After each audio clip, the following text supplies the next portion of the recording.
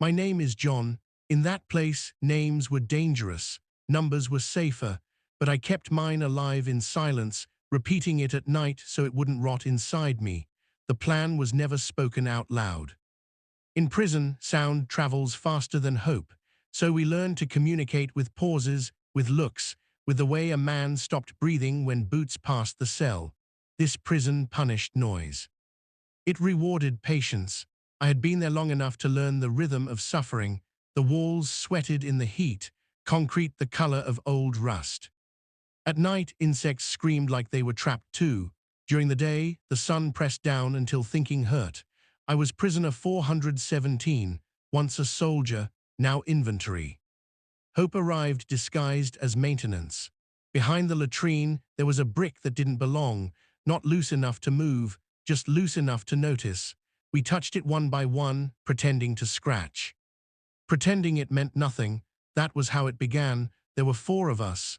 Elias was the oldest, a former engineer. His hands stayed steady even when the rest of him shook. He believed systems always failed somewhere. Marco was fast and reckless, too young for his eyes to look that tired. He still talked about the sea as if it remembered him. Sam prayed without sound. Quiet, thoughtful, he never spoke about home. And me, John, the one who remembered faces, we waited weeks, counting footsteps, learning which guard drank before duty, which boots dragged, which keys jingled differently. We learned who looked at us like men and who looked at us like problems. The plan was simple, simple enough to survive boredom. During heavy rain, when the generator dipped and the lights flickered, we would move. 4 men through the latrine, crawl space, maintenance tunnel, outer fence, jungle. Freedom drawn like a child's map. The night came heavy and wet. Thunder rolled slowly. The lights dimmed. My heart followed them. We moved when the guards laughed, when cards slapped the table, when boredom made them careless.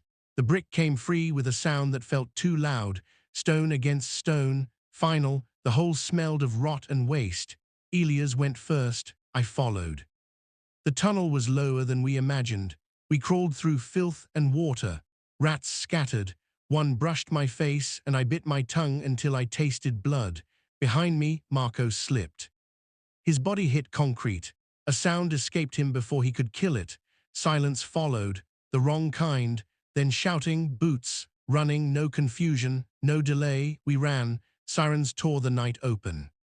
Floodlights snapped on like angry eyes. Rain turned the yard into glass. Marco was the first to fall. A bullet took his leg and spun him sideways. He didn't scream. Shock stole his voice. Sam went back for him. That was the moment everything ended. Gunfire stitched the dark, short bursts, controlled, professional. I kept running because stopping felt worse than dying. The wire tore my hands. Barbs caught skin and memory. Somewhere behind me someone begged, someone prayed, someone was dragged. I made it 3 steps from the jungle, 3. A rifle butt crushed my shoulder. I went down hard.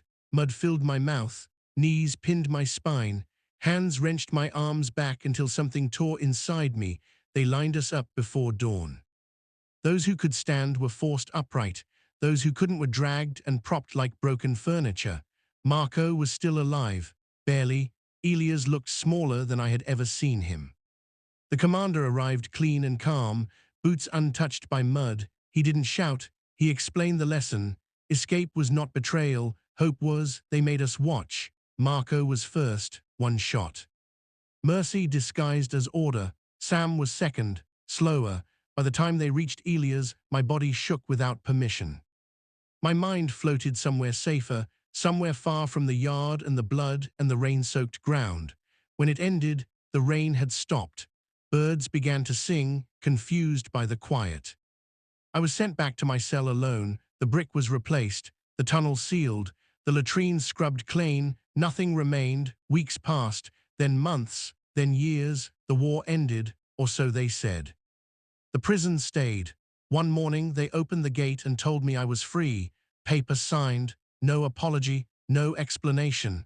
Freedom came without ceremony, but freedom didn't feel like leaving. It felt like carrying 4 men who never did.